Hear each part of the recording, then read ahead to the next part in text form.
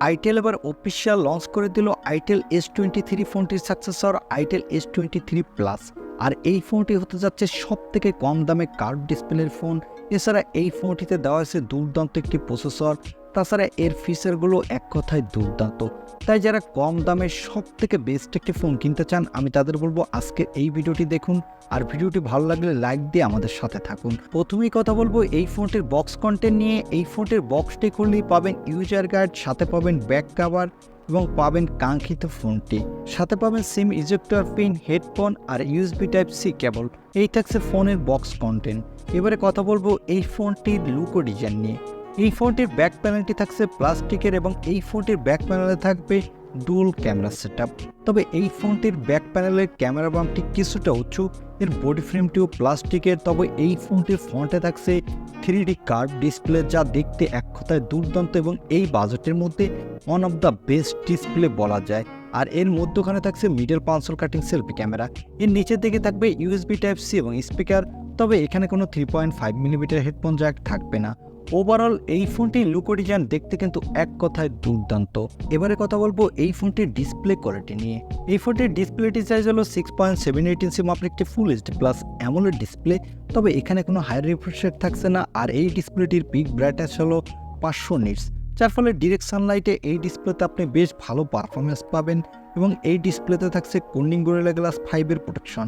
Overall budget বিবেচনা এবং curve display হওয়ার কারণে ডিসপ্লেটা দেখতে এক কথায় দুর্দান্ত লাগবে। বিশেষ করে যারা মোবাইলে প্রচুর পরিমাণে ভিডিও দেখে থাকেন, তারা দুর্দান্ত উপভোগ করতে পারবেন। আর এই ডিসপ্লেতে থাকছে ডাইনামিক আইল্যান্ড ফিচার, যার ফলে ডিসপ্লেটা দেখতে কিন্তু বেশ ভালো লাগবে।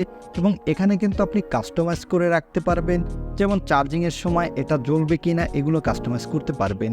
আর নোটিফিকেশনও দেখতে পারবেন। ওভারঅল এই ফোনটির ডিসপ্লে সেকশন কিন্তু এক কথায় দুর্দান্ত।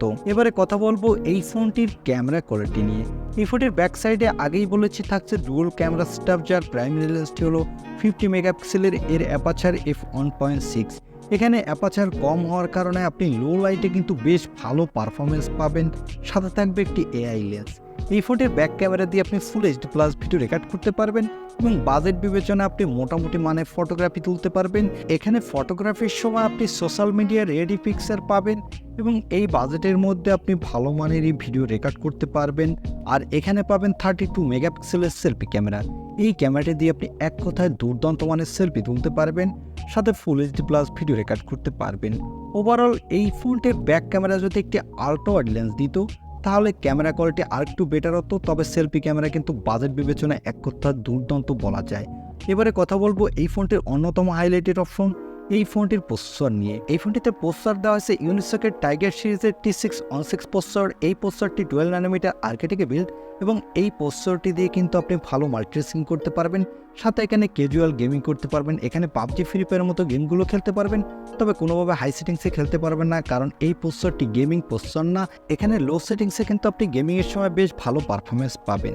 আর এই ফোনটিতে আউট অফ দ্য বক্স থাকবে অ্যান্ড্রয়েড 13, এর ব্যাকএন্ডে থাকবে itel OS 13। এই ফোনটিতে সিকিউরিটির জন্য থাকবে ইন ডিসপ্লে অপটিক্যাল সেন্সর। আর এই সেন্সরটি কিন্তু বাজেট বিবেচনায় ভালোই ফাস্ট। এবং ব্যাটারির জন্য পাবেন 5000 mAh এর একটি ব্যাটারি, সাথে পাবেন 18 ওয়াটের একটি ফাস্ট চার্জার। এই ফোনটি মার্কেটে আপনি দুটি কালার ভেরিয়েন্টে পাবেন। আর এই ফোনটি মার্কেটে আপনি দুটি ভেরিয়েন্টে কিনতে পারবেন। এর বেস ভেরিয়েন্টটি হলো 4128GB এবং টপ ভেরিয়েন্ট হলো 8256GB। এবং এই ফোনটিতে থাকবে LPDDR 4X RAM, সাথে থাকবে UFS 2.0 স্টোরেজ, যার ফলে এই ফোনটি র্যাম এবং রোম স্পিড কিন্তু ভালোই ফাস্ট হতে যাচ্ছে। এবারে জানিয়ে দেব এই ফোনটি কবে বাংলাদেশের মার্কেটে লঞ্চ করতে পারে এবং এই ফোনটির দাম কত হতে পারে। এই ফোনটি অলরেডি নাইজেরিয়ার মার্কেটে লঞ্চ করে দিয়েছে এবং এর দাম রাখা হয়েছে বেস ভেরিয়েন্টটি $110। সেক্ষেত্রে এই ফোনটি বাংলাদেশের দাম পড়ছে 12,000 টাকার আশেপাশে। তাই এই ফোনটি যখন বাংলাদেশে লঞ্চ হবে তখন এর বেস ভেরিয়েন্টটির দাম হতে পারে 13 থেকে 14,000 টাকার মধ্যে এবং এই ফোনটি ইন্ডিয়ান মার্কেটে 10,000 রুপির মধ্যেই লঞ্চ হবে। আমার মনে হয় যারা কম দামে সবথেকে সুন্দর একটি ফোন কিনতে চান, বিশেষ করে কার্ভ ডিসপ্লের ফোন কিনতে চান, সাথে ইন ডিসপ্লে ফিঙ্গারপ্রিন্টও পেতে চান, তাদের জন্য এই ফোনটি একটি বেস্ট ডিল হতে পারে। এবং যারা ক্যাজুয়াল গেমিং করতে চান তারা চাইলে এই ফোনটির জন্য ওয়েট করতে পারেন। আর এই ফোনটি বাংলাদেশের মার্কেটে নেক্সট মান্থের প্রথম দিকে অফিসিয়াল লঞ্চ হওয়ার জোর সম্ভাবনা রয়েছে এবং ইন্ডিয়ান মার্কেটেও নেক্সট মান্থের প্রথম দিকে লঞ্চ হতে পারে। এই ছিল itel S23 Plus এই ফোনটির ছোটোখাটো একটি স্পেসিফিকেশন রিভিউ। আই হোপ ভিডিওটি আপনার ভালো লেগেছে। আর ভিডিওটি যদি ভালোই লেগে থাকে তাহলে অবশ্যই একটি লাইক দিয়ে আমাদের চ্যানেলটি সাবস্ক্রাইব করে পাশে থাকা বেল আইকনটি প্রেস করে রাখুন। দেখা হবে নেক্সট ভিডিওতে। আজকের মতো আল্লাহ হাফেজ।